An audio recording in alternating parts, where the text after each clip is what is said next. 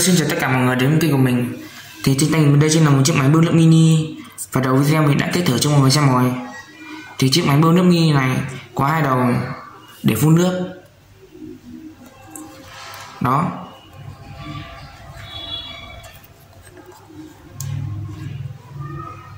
Mọi người thấy video này hay thì hãy cho mình một like và một đăng ký để ủng hộ nhé. Và giờ mình bắt đầu làm nha. Thì đầu tiên mọi người cần phải có hai cái lắp chai này. Ở đây mình sử dụng lắp chai bia hơi, bởi vì mà bên trong của lắp chai bia hơi này nó được nhẵn. Đấy. Nếu như mọi người không có lắp chai bia thì mọi người có thể dùng lắp chai khác, như là lắp chai C2, lắp chai 7up, lắp chai nước ngọt khác. Thì ở đây chính là hai cái lắp chai nước ngọt. Nhưng mọi người phải loại bỏ phần nhô lên bên trong mặt lắp chai này và phần xung quanh nữa, để cho mặt bên trong của lắp chai được nhẵn, giống như cái lắp chai bia hơi này. Và giờ mình bắt đầu làm nha.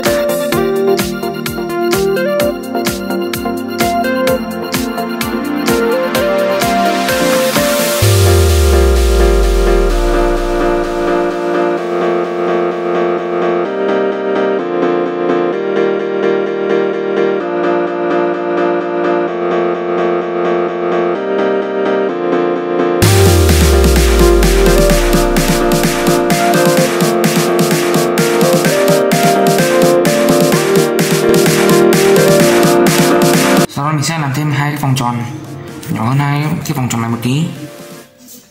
Thì ở đây mình đã làm sẵn hai vòng tròn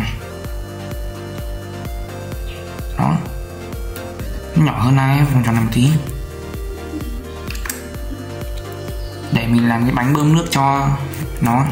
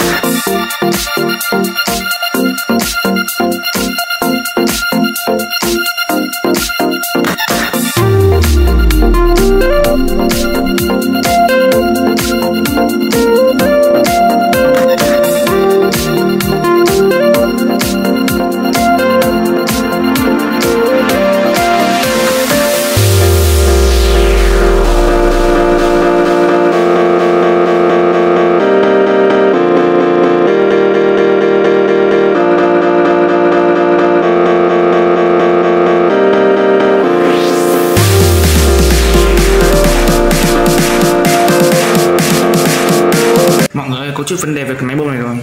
Nãy mình test thử thì máy bơm này cũng bơm được nước, nhưng mà nước hút ra không được nhiều, do là hai cái ống hút này nó nhỏ quá.